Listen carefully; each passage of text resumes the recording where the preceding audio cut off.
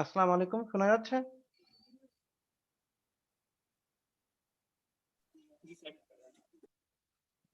ওকে, কি অবস্থা? কেমন আছো তোমরা? তোমাদের এক্সাম কেমন হলো?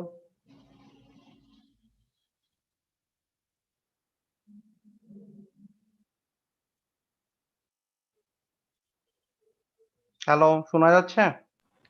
হ্যাঁ স্যার। ওকে, বলো তোমাদের আজকে এক্সাম বা ওই রিলেটেডই আজকে ডিসকাশন করবো ফার্স্টে। দেন অন্য টপিক রিলেটেড বলো কি অবস্থা? এক্সাম কেমন হলো বা কোশ্চেন নিয়ে কোনো প্রবলেম বা কি কি ফেস করেছো বলো। স্যার টাইমটা একটু বেশি শর্ট ছিল না? টাইমটা শর্ট ছিল কারণ হচ্ছে টাইমের শর্টের উদ্দেশ্যই হচ্ছে যে শুধু যে লিখবে সেই লিখবে, অন্যটা দেখে লেখার যে স্কোপ না থাকে, এই জন্যই টাইম শর্ট। যদি তোমাদের এই টেন্ডেন্সি নাই হয়ে যেত তাহলে আমরা টাইম বাড়িয়ে দিতাম।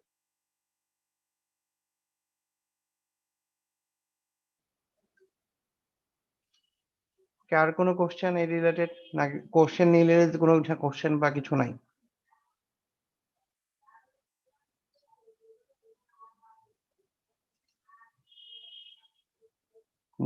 বলতে চাচ্ছি যে কোশ্চেন রিলেটেড কোনো কোশ্চেন বা কিছু আছে তাহলে আমরা ওইটা নিয়ে ডিসকাস করবো, নাহলে কন্টেন্ট যেটা পড়াচ্ছিলাম ওইটা চলে যাবো। না, আজকে আমরা সেকশন এ আর বি এর সাথে ক্লাস নিয়েছি এবং পুরো ক্লাসে ওদের কোশ্চেন বা এইসব জিনিস রিলেটেড নিয়ে ডিসকাস করা হয়েছে। তোমরা যদি চাও তো আমরা ওইটা নিয়ে ডিসকাস করতে পারি, আদারওয়াইজ আমরা আমাদের যে টপিক ছিল ফিডব্যাক অ্যাম্পলিফায়ার ওইটা নিয়ে আমরা তাহলে স্টার্ট করবো।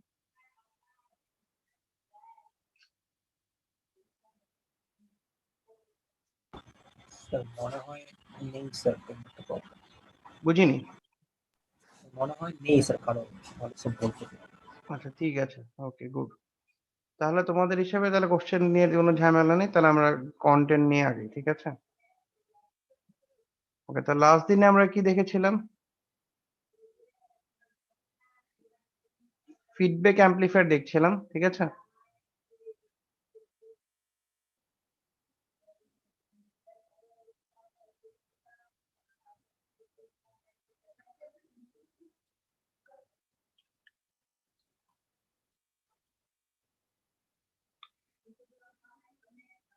ওকে, তাহলে আমরা একটু দেখি।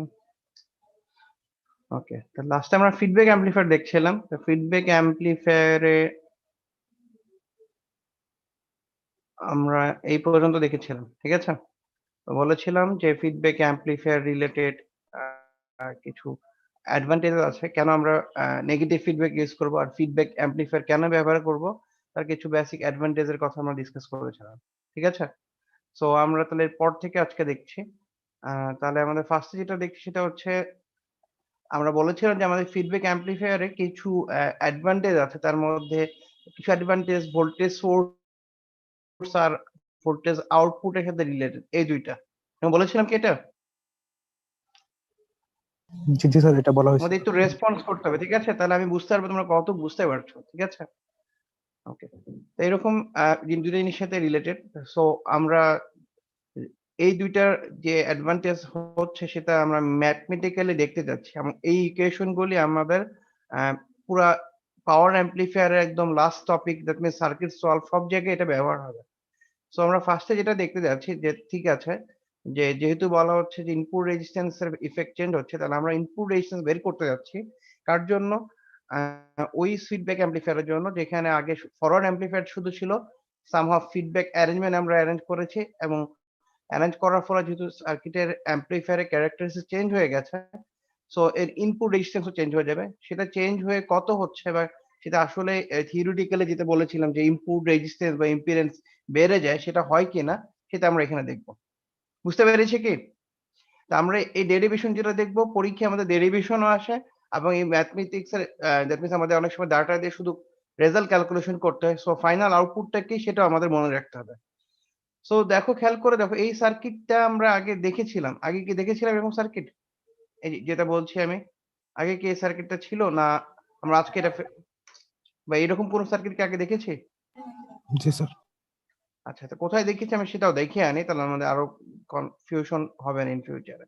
দেখো, আমরা প্রথমেই দেখেছিলাম যে ভোল্টেজ অ্যাম্পলিফায়ার বলে একটা সার্কিট ছিল, যেখানে একটা সোর্স ছিল, একটা রেজিস্ট্যান্স ছিল। এটা ছিল সোর্সের রেজিস্ট্যান্স, একটা আউটপুট ছিল লোডের অ্যাক্রসে। আর ভিতরে একটা ব্লক ডায়াগ্রাম ছিল, বলেছিলাম এটা হচ্ছে ফরওয়ার্ড অ্যাম্পলিফায়ার। ফরওয়ার্ড অ্যাম্পলিফায়ার কি করে, এর ইনপুটে যে রেজিস্ট্যান্স আছে, ইনপুট রেজিস্ট্যান্স এখানে যে ভোল্টেজটা সে অ্যাবজর্ব করে, তারই ওই ভোল্টেজেরই একটা এভি টাইমস আউটপুটে ভোল্টেজ প্রোভাইড করে। দ্যাট মিনস এখানে এভি তে হচ্ছে সার্কিটের গেইন। এটা ক্লিয়ার, মনে আছে? জি স্যার। ওকে, তাহলে আমরা আজকে যেটা করছি যে ওই ফরওয়ার্ড অ্যাম্পলিফায়ার থেকে এখন ফিডব্যাক অ্যাম্পলিফায়ার বানিয়ে ফেলেছি। ফিডব্যাক করলে কি এফেক্ট হয়, কনসেপ্টটা কি ছিল? একটা ফিডব্যাক অ্যাম্পলিফায়ারের কাজ কি? ফরওয়ার্ড অ্যাম্পলিফায়ার আর ফিডব্যাক অ্যাম্পলিফায়ারের মধ্যে মানে বেসিক কি রকম পার্থক্য?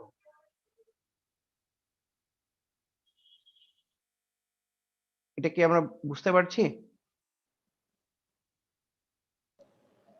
স্যার ফরওয়ার্ডে গেন দিয়ে সরাসরি গুণ, মানে ইনপুট যেটা output same, input output same হয়ে যাবে?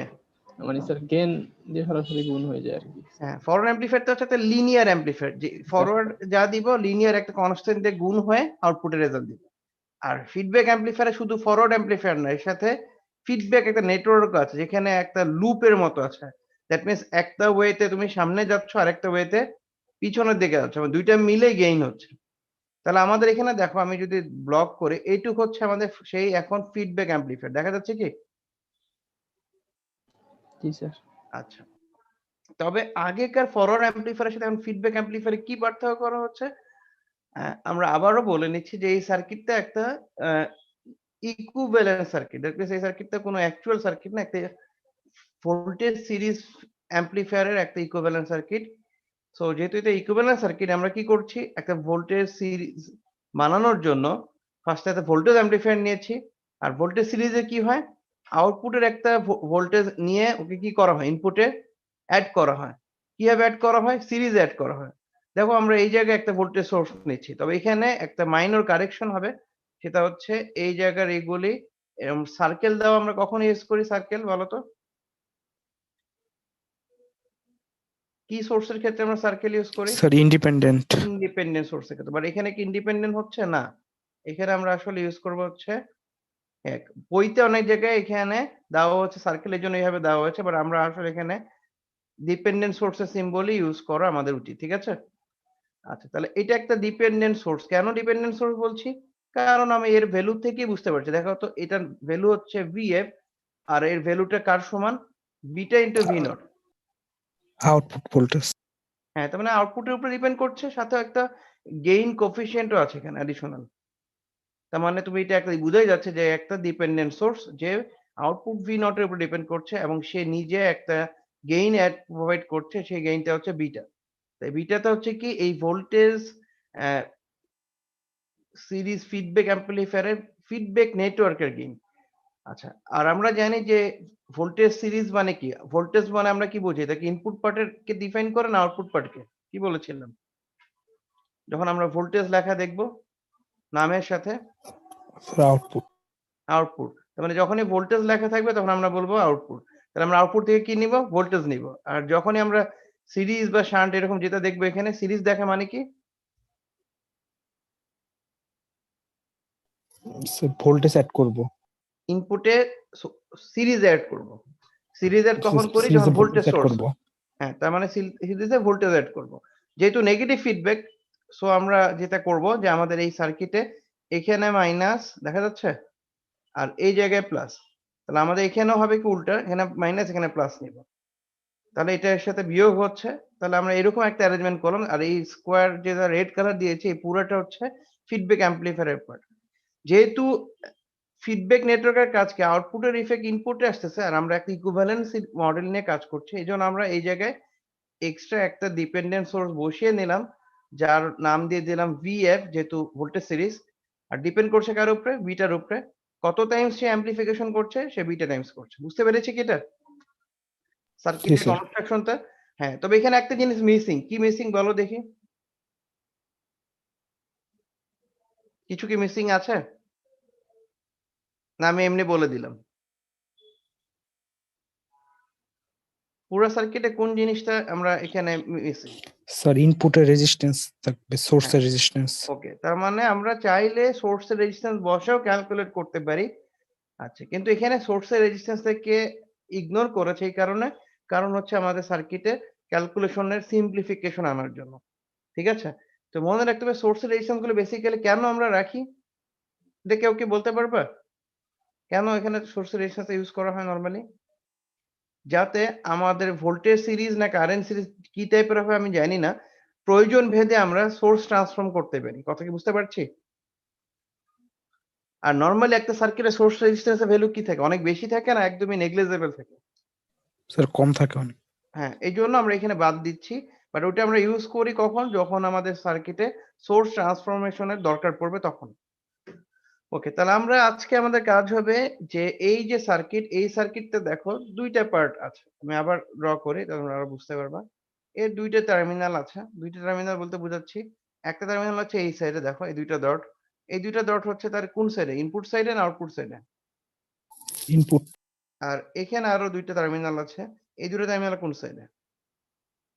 আউটপুট আউটপুট সাইডে। তাহলে আমরা যদি ইনপুট রেজিস্ট্যান্স মেজার করতে চাই তাহলে আমার কোন সাইড থেকে দেখা উচিত আমার? স্যার ইনপুট সাইড থেকে। ইনপুট থেকে। তার মানে আমি যদি এই সার্কিটের সোর্সটাকে সামহাউ মুছে ফেলি, তার মানে আমরা যদি একটা এরকম অ্যারেঞ্জমেন্ট করি যে এখানে সোর্স নেই, তার মানে সোর্সটাকে যদি আমরা মুছে ফেলি, তাহলে আমরা এই ২ ওপেন যে টার্মিনাল এখান থেকে যেটাই দেখবো সেটাই হবে কি তাহলে? ইনপুট রেজিস্ট্যান্স হবে না? জি স্যার।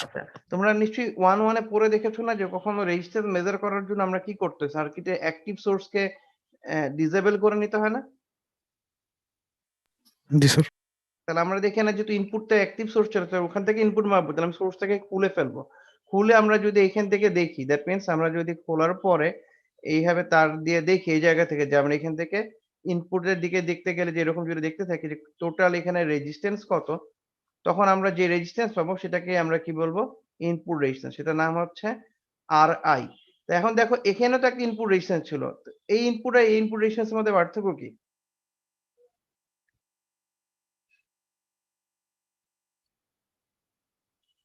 স্যার ওটা ফিডব্যাক হওয়ার পরে আর এফটা। এটা হচ্ছে ফরওয়ার্ড অ্যামপ্লিফায়ার ইনপুট রেজিস্ট্যান্স, এটা হচ্ছে টোটাল ফিডব্যাক হওয়ার পর ইনপুট রেজিস্ট্যান্স। আমাদের উদ্দেশ্য হচ্ছে আজকে শুধু এটাই যে এই যে Ri আর এই Rif এই দুজনের মধ্যে কি রিলেশন সেটা বিল্ড আপ করা। কথা কি বুঝতে পেরেছি? হ্যাঁ? জি স্যার। ওকে, তাহলে এটা যদি বুঝতে পারি সো তাহলে আমাদের কাজ হচ্ছে আমরা এটা বের করতে যাচ্ছি। তাহলে এটা বের করতে গেলে ফার্স্টে যে কাজ করব দেখো তো অ্যা আমাদের ইনপুট সাইড থেকে ক্যালকুলেশন করা উচিত না আউটপুট সাইড? তুমি যেকোনো সাইড থেকে ক্যালকুলেশন করতে পারো। মানে আমাদের উদ্দেশ্য হচ্ছে যে আমরা RIF টা বের করব। কারণ RIF বের করার জন্য যে কাজটা আমাদের করতে হবে আমরা যেটা কনসেপ্ট সেটা হচ্ছে কোন একটা সার্কিটের ধরো আমরা যদি ভোল্টেজ জানি, যে কোনো একটা জায়গায় যদি ভোল্টেজ জানি আর ওই সার্কিটটা কি পরিমাণ কারেন্ট দিচ্ছে আমরা জানি, তাহলে এই V/I করে আমরা ওই জায়গায় রেজিস্ট্যান্স বের করতে পারবো না? জি স্যার। বুঝতেছো তো নাকি? দেখো। জিনিস কি বুঝতে পারছি তো? দেখো ভালো করে বলো। কোনো কনফিউশন থাকলে ক্লিয়ার করে নাও।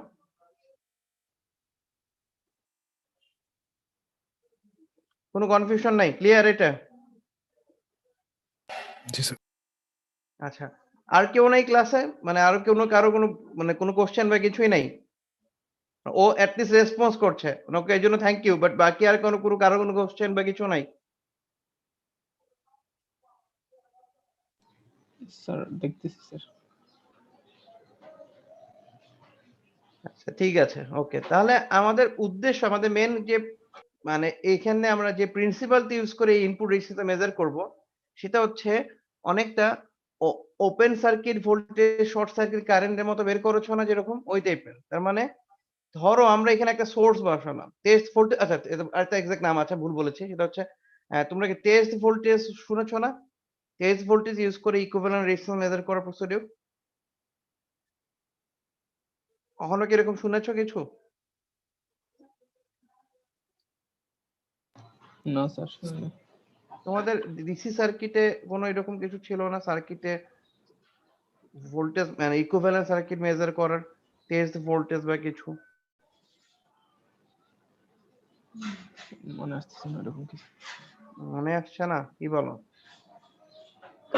আচ্ছা টেস্ট ভোল্টেজ হচ্ছে যে তুমি একটা জানা কোনো একটা ভোল্টেজ সোর্স যদি সার্কিটে বসাও আর অন্য কোনো অ্যাক্টিভ সোর্স না রাখো তাহলে এই সোর্সটা কি করবে? এখানে কানেক্ট করলে একটা কারেন্ট ফ্লো করবে না সার্কিটে? তাহলে জি এই স্যার। যে কারেন্ট ফ্লো করবে সেটাই হলো যদি ধরি IS, আর এই যে ভোল্টেজ সেটা যদি VS হয়, তাহলে এই যে 2 টার্মিনাল, এই টার্মিনালের মধ্যে কি আর কোনো রেজিস্ট্যান্স আছে দেখো তো? না স্যার। না। তাহলে আমি বলতে পারি যে এই 2 টার্মিনালের রেজিস্ট্যান্স এর নাম যদি আমি R বলি, তা সেটা হবে কি? এই VS আর IS এর রেশিও না? যে এই ভোল্টেজ সোর্সটা যে ভোল্টেজ এখানে প্রোভাইড করছে তার জন্য যে কারেন্ট সে ফ্লো করছে এই সার্কিট থেকে সেটা হচ্ছে এই R। জি আর এই স্যার। আর এই আরটা কোথায় হচ্ছে? ইনপুট সাইডে না আউটপুট সাইডে? এখানে কি আরো অন্য কোনো রেজিস্ট্যান্স আছে? নাই। তাহলে এটাকে আমরা বলবো RIF। তো এটাই হচ্ছে আমার এই সার্কিটের ইনপুট রেজিস্ট্যান্স মেজার করার মেইন প্রিন্সিপাল। বুঝতে পেরেছি কি? জি স্যার। তাহলে আমাদের উদ্দেশ্য হচ্ছে আমরা এটাই করব যে আমরা ভোল্টেজ সোর্স যে পরিমাণ আ ভোল্টেজ এখানে এপ্লাই করছে তার জন্য কি পরিমাণ কারেন্ট দিচ্ছে সার্কিটে এই VS আর এই IS বের করলেই আমরা এই দুজনকে ভাগ করলেই যেটা পাবো সেটা হচ্ছে এই জায়গায় ইনপুট রেজিস্ট্যান্স উইথ ফিডব্যাক। এটা আমরা করব। সো ফার্স্ট এটা করার জন্য ইনপুট লুপে আমরা KVL করলাম। করলে দেখো যদি কি পাচ্ছি এই ভোল্টেজ সোর্স, তাহলে এটা পোলারিটি হিসেবে এটা মাইনাস, আর এখানকার পোলারিটি হিসেবে এটা প্লাস, অথবা VS কে এভাবে লেখা যাচ্ছে। দেন আমরা এখানে দেখতে পাচ্ছি যে এখানে একটা আউটপুটের উপর ডিপেন্ডেন্ট টার্মিনাল আছে। আছে এখানে? জি স্যার। তাহলে আমরা যদি এটার আউটপুটের ভ্যালুটা এখানে বসাই দিতে চাই, তাহলে আমাদের কি করতে হবে? আউটপুট সাইডেরও আবার লুপ ইকুয়েশন লিখতে হবে। তাহলে এই AB VI এর রেসপেক্টে V আউটপুটের ইকুয়েশন লিখলে আমরা কি করব? ভোল্টেজ ডিভাইডার রুল ইউজ করব না? জি স্যার। জি স্যার। তাহলে ভোল্টেজ ডিভাইডার রুল ইউজ করলে আমরা কি পাবো? আমরা এরকম লিখতে পারি V output equals to RL divided by RL plus R naught into a smaller v আর VI ইয়াই। লেখা যায়? জি স্যার। তাহলে এই জায়গার ভ্যালুটা ছিল হচ্ছে বিটা ইনটু ভি নট। তাহলে আমি বিটা ইনটু ভি নট কে কি এই এর সাথে একটা এক্সট্রা বিটাও গুণ করে দিব না? জি স্যার। তাহলে দেখো তো এখানে কি সেটাই লেখা হয়েছে?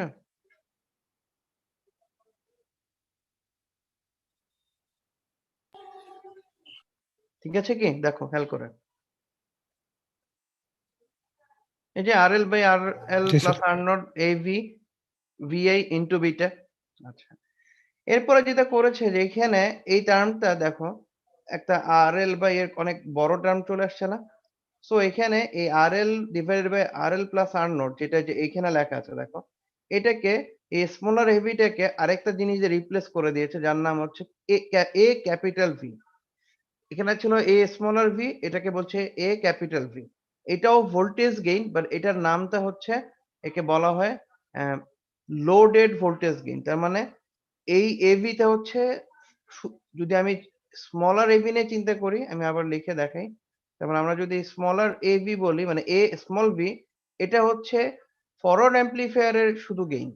আর A V এর সাথে যদি V টাকে ছোট হাতের না দিয়ে আমরা যদি এখানে এটাকে বড় হাতের দিয়ে রিপ্লেস করি, তখন আমরা বুঝতে হবে যে এখানে শুধু ফরওয়ার্ড অ্যাম্প্লিফায়ার এর গেইন না, ফরওয়ার্ড অ্যাম্প্লিফায়ার এর সাথে লোডের যে ইফেক্ট, দ্যাট মিনস হচ্ছে এখানে লোড সার্কিটে যে লোড বসাও আর লোড ছাড়া, তার মানে লোড ছাড়া মানে কি ওপেন সার্কিট। ওপেন সার্কিট হিসেবে গেইন হচ্ছে এটা।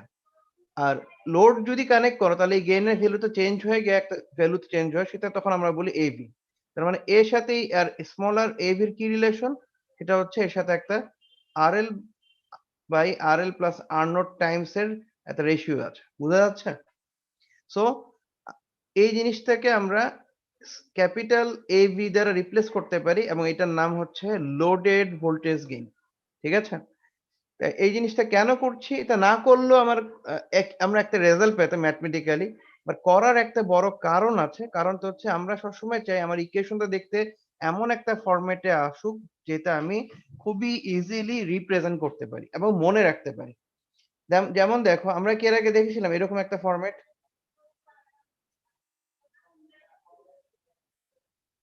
দেখেছিলাম কি এটা? জি স্যার। এটা কি কঠিন মনে রাখা?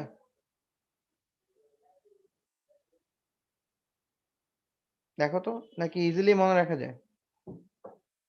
স্যার ইজিলি মনে হয়। আচ্ছা, তাহলে আমরা এইখানে এই প্যাটার্ন গুলো ওরা এরকম চাচ্ছে যে সবসময় এরকম একটা সিমিলার প্যাটার্নে যাতে ভ্যালুগুলি আসে। সো এরপরে যে এই লাইনটা এটাতে কি কারো কোনো কনফিউশন আছে? না নাই, ওকে গুড। যদি এখানে কোনো কনফিউশন না থাকে তাহলে আমরা এখানে দেখো তো কিসের ভ্যালু পেয়ে গেলাম এটা? সাপ্লাই। সাপ্লাইয়ের ভ্যালুটা ইনপুটের কিছু প্যারামিটার দিয়ে পেয়ে গেলাম। আচ্ছা, তাহলে আমরা পরবর্তী পেজে যাই, দেখি ওখানে কি আছে। তাহলে আমরা সাপ্লাইয়ের ভোল্টেজ যেটা পেলাম এরকম, সেটাকে খেয়াল করে দেখো।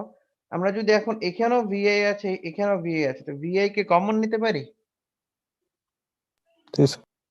তাহলে কি আমরা এরকম ইকুয়েশন পাচ্ছি এখন?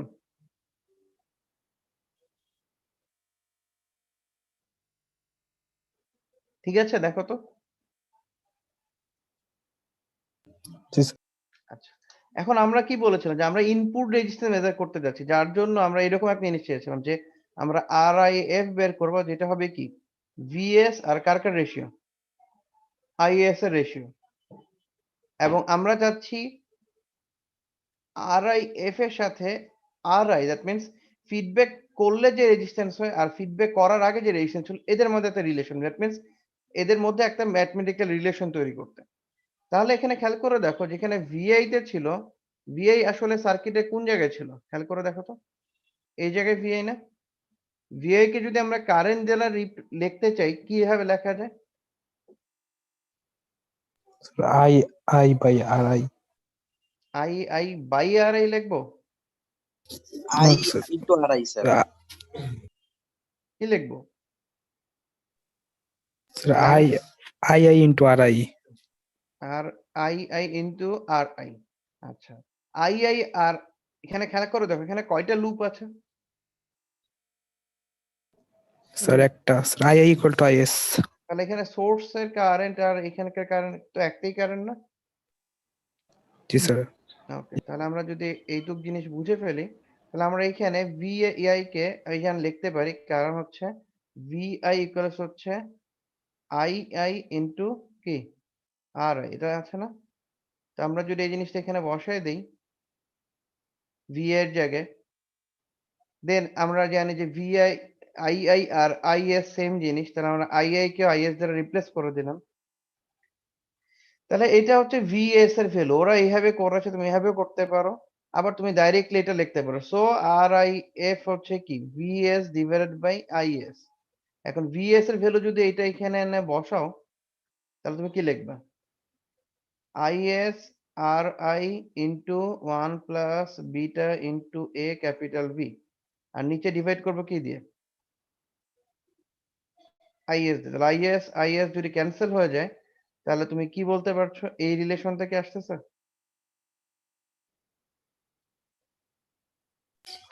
জি স্যার। তাহলে দেখো তো এই রিলেশনের মধ্যে আগেরটা ছিল আরআই আর এখনকার নাম হচ্ছে আরআইএফ।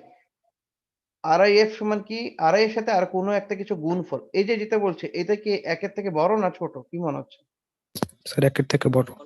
কারণ এক সাথে আরো কিছু যোগ করছো, তাহলে এটা একের থেকে বড়। তাহলে অবশ্যই আরআইএফ আর আরআই এর মধ্যে যে রিলেশন আমরা যেখানে যে বের করছি, এখানে কে বড় কে ছোট এই দুটোর মধ্যে? স্যার আরআইএফ বড়। স্যার আর আই এফ বড়। মানে এটা। তাহলে দেখো তো ফিডব্যাক করলে ইনপুট রেজিস্ট্যান্স বাড়ছে না কমছে? স্যার কমছে। কমে যাচ্ছে। বাড়ছে স্যার। মানে স্যার আর আই এফটা বাড়ছে। আরআই মানে হচ্ছে ফিডব্যাক করার আগে, আর আরআইএফ মানে ফিডব্যাক করার পরে জি স্যার, ফিডব্যাক করার পর বাড়ছে। বাড়ছে। তাহলে এখন দেখো তো আমাদের যে এত অ্যাডভান্টেজ এর কথা বলা হচ্ছিল, এই যে এখানটাতে যে ইনপুট ইম্পিডেন্স ইনক্রিজ করে, ইনপুট ইম্পিডেন্স আর রেজিস্ট্যান্স তো একই কথাই। এখানে কি ইনপুট রেজিস্ট্যান্স ইনক্রিজ করেছে? জি। তাহলে কি কথাটা প্রমাণ হলো? জি স্যার। বুঝতে পেরেছি সবাই? জি স্যার বুঝছি স্যার। ওকে, তাহলে একটু কাইন্ডলি অ্যাটেন্ডেন্সটা দিয়ে দাও আগে, তারপরে আবার কথা বলি। তোমাদের কি আছে সকাল থেকে ক্লাস অনেক? স্যার ল্যাব ছিল স্যার। কখন? স্যার একটা থেকে। একটা থেকে এখনই টায়ার্ড হয়ে গেছো? স্যার মানে আমার কাছে মনে হচ্ছে যে না তোমাদের এখন আর পড়ার আগ্রহ নেই বা পড়ে লাভ নেই বা কোনো একটা কিছু মনে হচ্ছে। স্যার এখানে মানে ফিডব্যাকের ক্ষেত্রে যদি রেজিস্ট্যান্সটা বেশি হয় তাহলে আমাদের সুবিধাটা কি?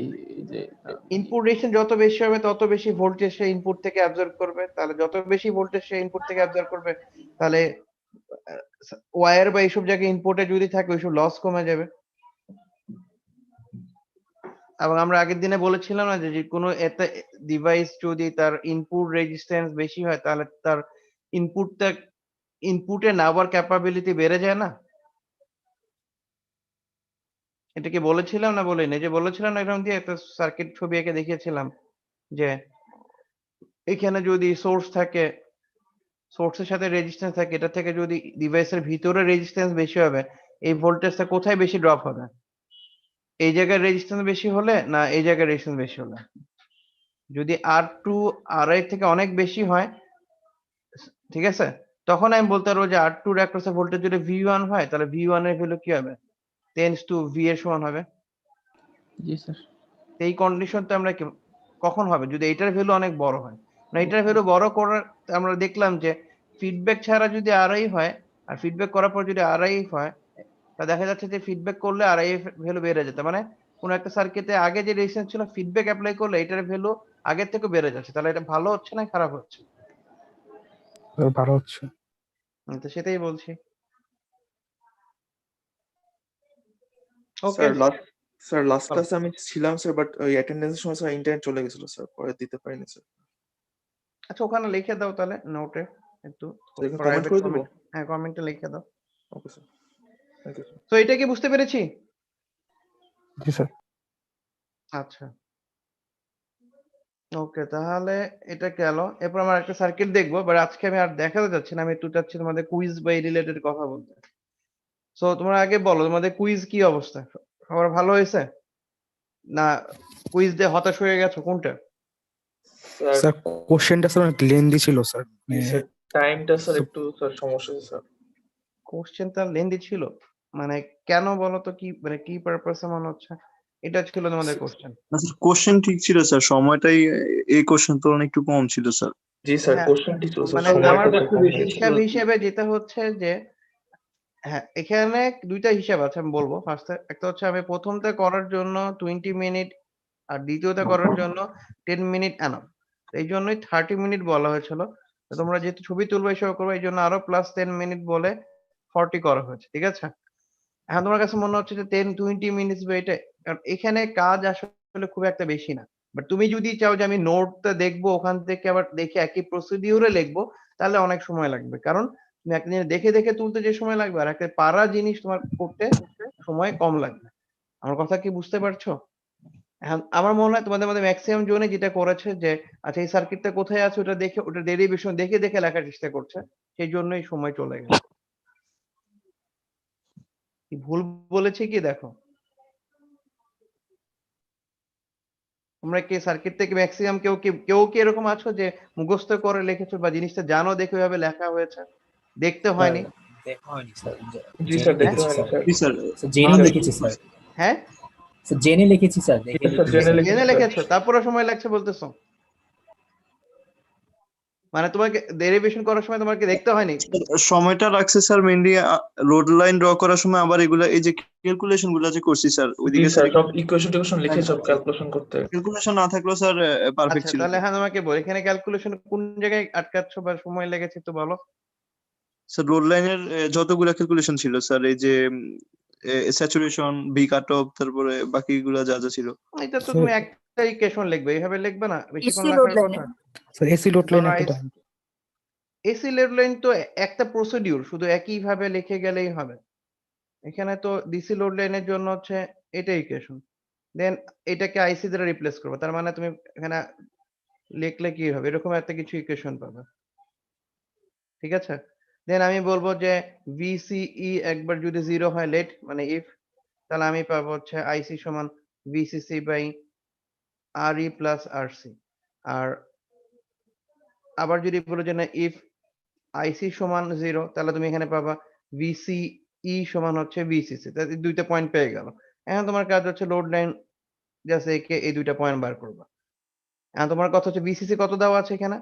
এখানে লেখা নাই, কিন্তু এখানে লেখা আছে কত? 20, তো তুমি এখানে 20 লিখবা। আর ই আর সি ভ্যালু কত দেওয়া আছে? দেখো এই যে এখানে দেওয়া আছে কত? 1k, তো 20/2k তাহলে কত হবে? 20 মিলি অ্যাম্পিয়ার। আমি বলো এই যে আমি একটা তোমাদের সামনে লিখে দেখালাম, এটা লিখতে অনেক সময় লাগছে?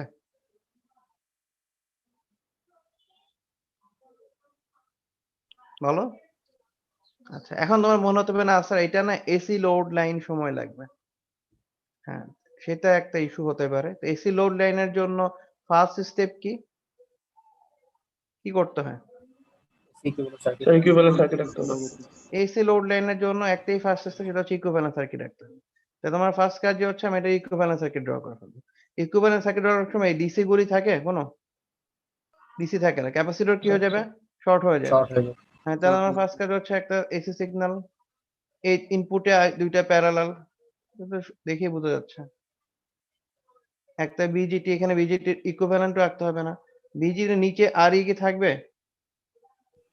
থাকবে না। শর্ট হয়ে যাবে। হ্যাঁ, তাহলে এখানে সরি কাগজ কলমে আঁকলে আরো ভালো আঁকা যেত, যেহেতু আমি ইয়ে দিয়ে আঁকছি এই জন্য আমার আঁকতে কষ্ট হচ্ছে, তাও আমি চেষ্টা করছি। ঠিক আছে, এখানে তুমি লিখে দিলে এটা আরবি1, এটা আরবি2, এটা বিজিটি। ঠিক আছে, ওকে। সেকেন্ড স্টেপে কি করতে হবে? এটাকে আরেকবার আঁকতে হবে। আঁকার পরে যেটা করতে হবে, এখানে একটা রেজিস্ট্যান্স মুছে দিতে হবে। মুছে দিয়ে বলতে হবে, কারণ হচ্ছে যেহেতু দুইটা রেজিস্ট্যান্স আছে, দুইটা রেজিস্ট্যান্স আমি প্যারালালি না রেখে একবারে লিখতে পারি। এখানে তুমি দুইটা মিলে একটা নাম দিলা, ধরলাম এটার নাম দিলাম আর। ওকে, আর কি জিনিস? আর হচ্ছে RL প্যারালাল অফ RC। তো এখানেও RL আর RC ভ্যালু দেওয়া আছে কত? দেখো তো কত দেওয়া এই জায়গায়? 1k 1k। তো দুইটা যদি 1k হয় তাহলে প্যারালাল করলে কি হবে? 1/1k equal to plus 0.5 1/1k, তার মানে হচ্ছে 0.5 মানে 500 0.5 ওহম, 0.5 কি 0.5k 0.5k। দেখছো তোমরাই কনফিউজ হয়ে গেল, আমি একটা কথা বললাম। প্যারালালের ইকুয়েশনের ফর্মুলা কি? এটা না? ঠিক আছে কি? দেখো যদি অনেকে কমন না, উপরে কত আসতেছে? তাহলে আর ইকুয়ালস টু হচ্ছে কি 5k 1k বাই এটা, তার মানে কি 0.5k, দ্যাট মিন্স 500 ওহম। তাহলে তুমি এইটার ভ্যালু পেয়ে গেলে। এখন তোমার কাজ হচ্ছে কি, একবার ধরতে হবে ওই যে লুপের ইকুয়েশনটা লিখতে হবে, তারপরে আইসি স্যাচুরেশন এগুলো ভ্যালু বসাই করতে হবে। তো সেটা সব মিলাই করতে 20 মিনিটের বেশি লাগবে। আমি দেখো এখানে বলতে বলতেই করতেছি।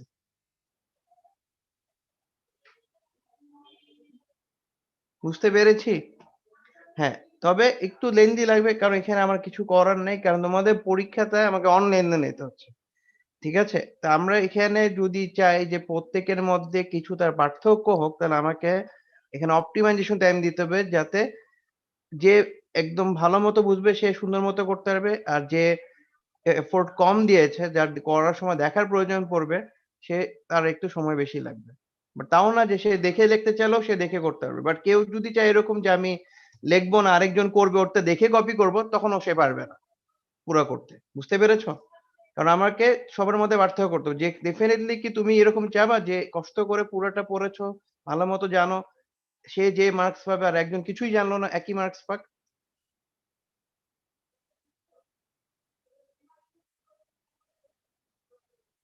কি ঠিক বলছি? বলো দেখে, এরকম কি চাবা তুমি? না স্যার না, একদম ফ্র্যাঙ্কলি চিন্তা করো। তুমি 1 সপ্তাহ ধরে কষ্ট করে পড়াশোনা করলা, তারপরে তুমি যে মার্কস পেলা, আর তুমি জানো তোমাদের আর সাথে একজন আছে, বা ধরো আমি তোমার সাথে পরীক্ষা দিলাম, আমি কোনো কিছু পড়লাম না, কিছু করলাম না, গিয়ে পরীক্ষা দিয়ে দিলাম, দেওয়ার পরে আমি একই মার্কস পেয়ে গেলাম, সেটা কি তোমার ভালো লাগবে? বা এটা কি হওয়া উচিত? বুঝতে পারছো কি বলছি? তো এই জন্য টাইমটা কম দেওয়া আছে। তোমরা টাইমের কমের মধ্যে যদি কাছাকাছি করো, সেখানেও আমি চেষ্টা করবো ফুল মার্কস দিয়ে দেওয়া। ক্লিয়ার ব্যাপারটা? কারণ আমার দেখার উদ্দেশ্য তুমি বুঝতে পেরেছো কিনা সেটা দেখা। আচ্ছা, ম্যাথটা বুঝতে পেরেছো পরেরটা? জি স্যার। জি স্যার। আচ্ছা, তাহলে আমি আরেকটা কোশ্চেন দেখাই। এটা হচ্ছে ক্লাস এর পরীক্ষাতে দেওয়া হয়েছিল। আমার মনে হয় তোমরা দেখেছো মেবি আগে। বলো তো এটা কি টাইপের সার্কিট? ক্লাস এ স্যার। ক্লাসে ভালো করে দেখো। না তোমরা মেবি আগে দেখেছো না পরীক্ষার আগে যে ওদের কিরকম এক্সাম এসেছে বা কি? জি স্যার। হ্যাঁ, জি স্যার, তাহলে এখান থেকে দেখেছিলাম। এটার সলিউশন করেছিলা যে এরকম একটা জিনিস দেওয়া হয়েছে এটা জি কিরকম স্যার, হবে? তোমাদের করেছিলাম স্যার। প্যাটার্নটা এই প্যাটার্ন একই রকম না নাকি ডিফারেন্ট? একই স্যার। এক্সট্রা একই। ভোল্টেজ বাট লাকিলি হয়েছে যে তোমরা ক্লাস এ বলে তোমাদের ক্লাসে দেওয়া হয়েছে তোমরা বুঝে গেছো। তোমাদের তো মিলে গেছে। কিন্তু ওদের এটা কিন্তু ক্লাস এ না।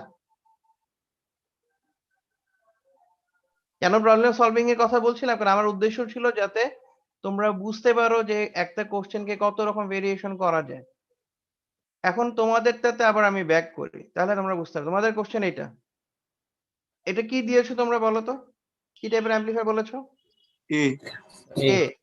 আচ্ছা, তার মানে তোমরা যদি এ বি সি যেটাই বলো সেটা বোঝার ওয়ে কি? লোড লাইনে কোথায় হতে হবে? সেন্টারে হলে আমরা বলবো এ। এ। যদি এখানে হয় তাহলে? বি। আর যদি এখানে হয়? সি। আর যদি এখানে হয়? এবি। আচ্ছা, তোমাদের এই সার্কিটটা চাইলে আমি এটাকে এবিও বানাতে পারবো এবং সেটা এবির জন্য ভ্যালিড হবে। হ্যাঁ, তবে এটাকে আমি বি আর সি বানাতে পারবো না। কারণ হচ্ছে এখানে একটা ভোল্টেজ সাপ্লাই দেওয়া আছে দেখা যাচ্ছে। এটা পজিটিভ না নেগেটিভ? পজিটিভ। পজিটিভ। পজিটিভ। তার মানে এই জায়গায় একটা যে ভোল্টেজ ড্রপ হবে এটা কি ভিভিবি যদি বলি এর এখানে প্লাস এখানে মাইনাস। ঠিক আছে না? দেখো তো পোলারিটি হিসাব করলে ড্রপ হিসেবে। জি স্যার। কিন্তু এখানে কি উল্টো হবে? এখানে মাইনাস এখানে প্লাস করা সম্ভব? না না স্যার। স্যার। সম্ভব না। আর ভিভিবি তো দেওয়া আছে এখানে তো ভোল্টেজ আসতেছেই। তার মানে এটা বিও হবে না সিও হবে না। কিন্তু আমি চাইলে এটাকে এবি বানাতে পারবো। কেউ যদি চায় যে আমি এটাকে এবি বলবো এবং এবি হিসেবে প্রমাণ করব সেটাও ফিজিবল এবং সেও ফুল মার্কসই পাবে। কারণ কি? এবি হওয়ার জন্য কিউ পয়েন্টে এই সেন্টারে হতে হবে না। সেন্টারের নিচে কোনো একটা জায়গায় সেট করতেই পারলেই হলো। তার মানে আমি যদি ভিভিবি এর ভ্যালুটা সেন্টারে না হয় তার থেকে কম ধরেও ডিজাইন করে আর বলে এটা একটা এবি তাহলে এটা ক্লাস এবি অ্যাম্পলিফায়ার হিসেবে তুমি পুরোটা সলভ করতে পারবে। আমার কথা বুঝতে পারছো? বাট এখন বলো তোমাদের এখানে একজনে কি এবি হিসেবে চিন্তা করছো এটাকে?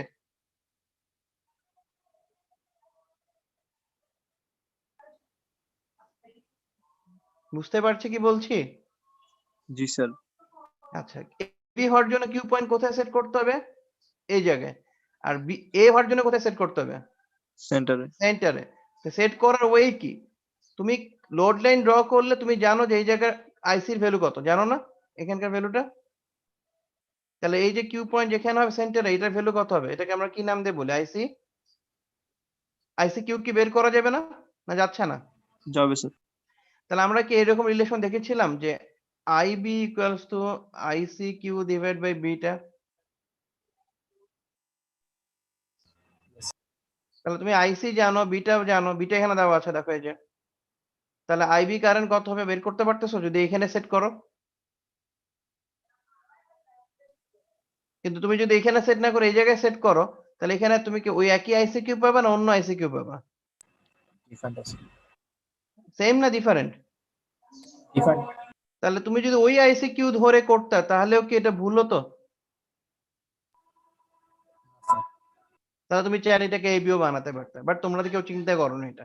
তো এইটাই আমি বলছি যে একটা কোশ্চেন তোমাকে বারবার প্রথমে এই জন্য বলছিলাম যে তোমরা কত চিন্তা করছো ডিপলি কোন একটা প্রবলেম সেটা এখান থেকে বোঝা যাবে। সো এটাকে তুমি এবি করতে পারতে। বুঝতে পেরেছি? আর তোমরা কি অ্যাটেন্ডেন্স দিয়েছো তো? তো তোমাদের এই রিলেটেড আর কোশ্চেন নাই। আমি এই জন্য তো ভেরিয়েশন দেখায় দিতে চাইলাম। আর স্যার ক্লাস আগের কোশ্চেনটাতে স্যার এই সেকশনের যে কোশ্চেনটা হ্যাঁ দিয়েছেন ওইটা স্যার যাবো এখন সেইটা। আমি বলছি। হ্যাঁ এখন এটা যেটা বলছি যে এটা তোমরা সবাই বলছো কি ক্লাস কি এ এই নাকি? বলছিলাম। ভাবছিলাম ফার্স্ট।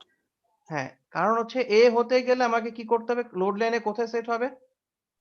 সেন্টারে। মিডল। এই যে লোড লাইনের এই সেন্টার পয়েন্টে তুমি সেট করছো সেটা সেট হওয়ার জন্য এরকম একটা কারেন্ট ফ্লো করতে হবে না? Characteristics current. এই ক্যারেক্টারিস্টিক্স কারেন্টটা কার উপর ডিপেন্ড করে বলো তো? ইনপুটের আইবি। কারেন্টের উপরে?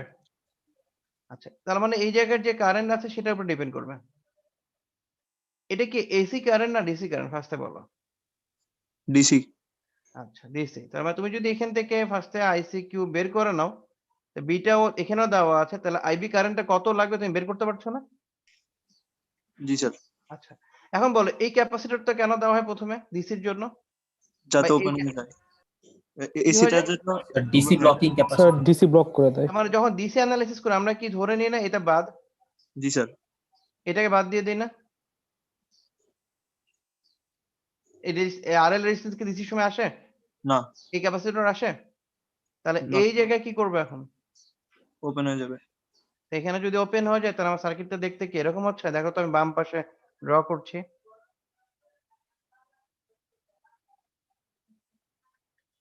এটা হচ্ছে সেই আমার আর ই, এটা আর সি, এটা ধরো ওই দুইটা আর বি ওয়ান আর বি টু। এখানে কি কোনো কানেকশন আছে? না স্যার। এখানে যদি কানেকশন না থাকে তোমাদের কথা মতো এখন, তাহলে এখানকার কারেন্ট কত আইবি? 0। তা আইবি জিরো। তা আইবি জিরো হলে কি, আইবি জিরো হলে কিউ পয়েন্ট কোথায় সেট হয়? স্যার এটা বি, কাট অফ বিসিসি তে স্যার। এইখানে। Cut off. তাহলে দেখো কোশ্চেন পাওয়ার পরেও 2 দিনের মধ্যে তোমরা এটা যে ক্লাস বি এটা তোমরা বুঝোনি। তোমাকে যদি এই কোশ্চেনই দিয়ে দিতাম তাহলে তোমরা একই জিনিস একই ভাবে এটাকে ক্লাস এ ধরে ভুল করে বসে থাকবে।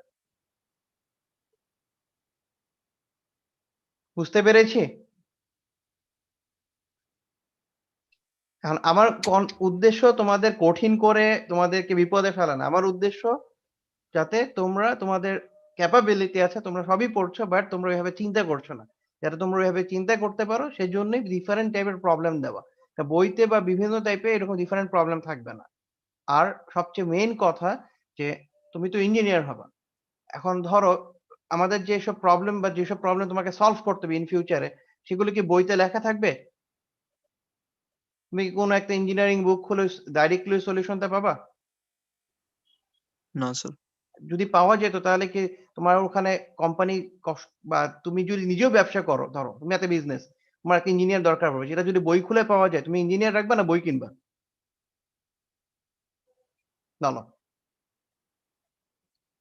যে আমার এমন একটা বই দরকার যেখানে সব ইঞ্জিনিয়ারিং এর প্রবলেমের সলিউশন আছে। আমার প্রবলেম আমার লাগবে, আমি বই খুলবো, যে প্রবলেমটার সাথে আমার মিলে যাবে আমি ওইটা সলিউশন ইউজ করবো।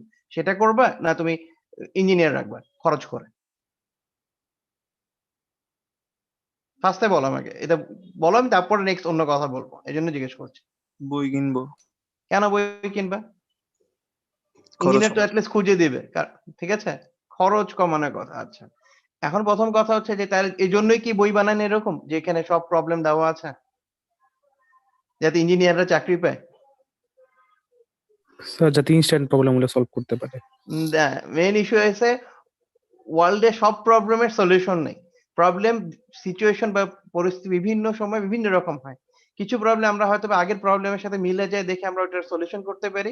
আবার কিছু প্রবলেম টোটালি ডিফারেন্ট হয়। যেমন রিয়েল লাইফ এক্সাম্পল থেকে বলি যে আমাদের বিভিন্ন রকম মেডিসিন আছে না তুমি খাচ্ছ না বিভিন্ন রোগের? তো যখন হঠাৎ করে একটা করোনা ভাইরাস আসলো এটার ওষুধ কি সাথে সাথে বের হয়ে গেল বা আছে? বা এটা কোন ওষুধ দিলে ভালো হবে কেউ কি বুঝতে পারছে? কেন পারছে না? কারণ এটা নিয়ে কোনো স্টাডি নেই। তো এখন কাজ কি যাদের এটার স্টাডি করার কাজ তারা ওইটা নিয়ে গবেষণা করছে মিলাচ্ছে যে এই টাইপের সিমিলার প্রবলেম গুলো তারা আগে কিভাবে সলভ করেছে সেগুলি তারা এক্সপেরিমেন্ট করে দেখছে। অ্যাজ এ ইঞ্জিনিয়ার তোমার এরকম বিভিন্ন যদি প্রবলেম আসে তোমাকে ওই প্রবলেম গুলি তোমার জানা নলেজ দিয়ে সলভ করে গেলো যেটা কোথাও আমি মানে বাই দ্য বুক পাবো না।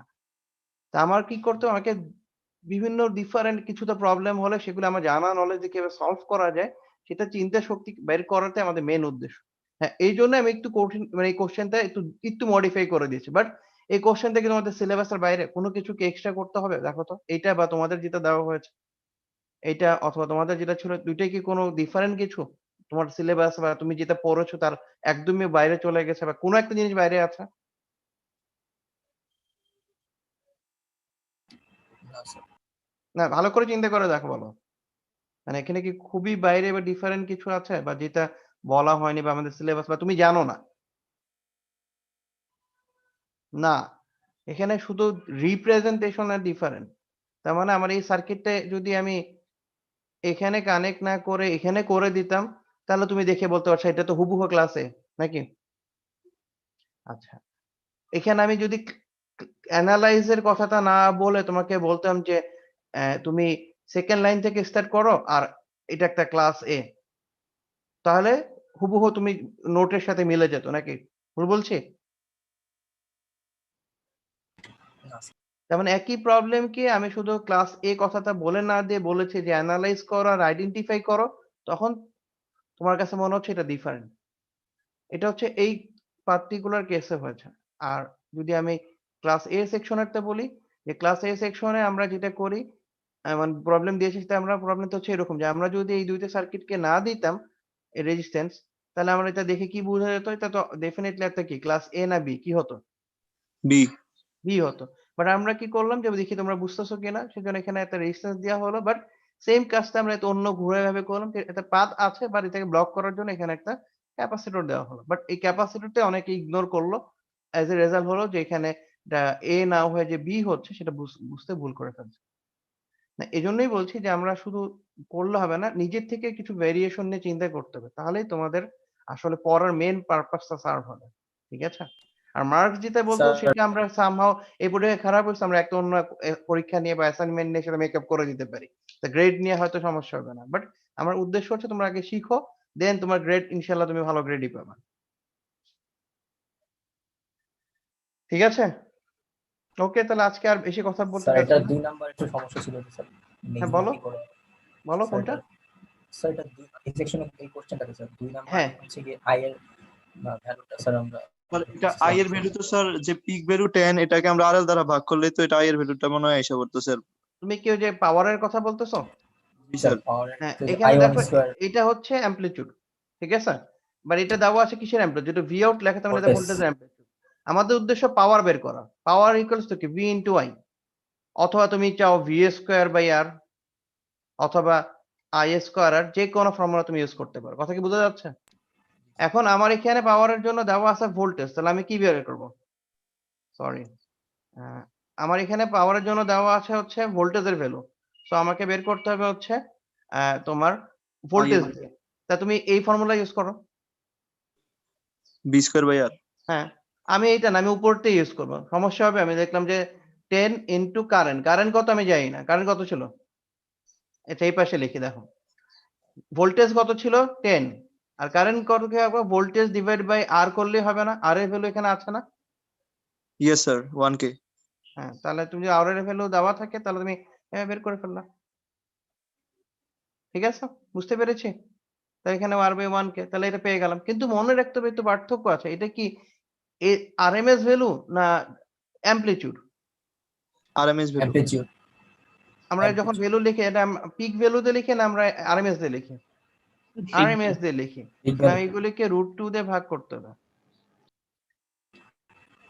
স্যার এটা অথবা তুমি এভাবে বলতে পারো এই যে 10/2 এটা হচ্ছে ভি, ম্যাক্স আবার 10/√2 এটা হচ্ছে সাথে যদি আরএল টাকে লিখে দাও তাহলে এটা হয়ে গেল আই। তাহলে ভি ইনটু আই করে পাওয়ার হয়ে গেল।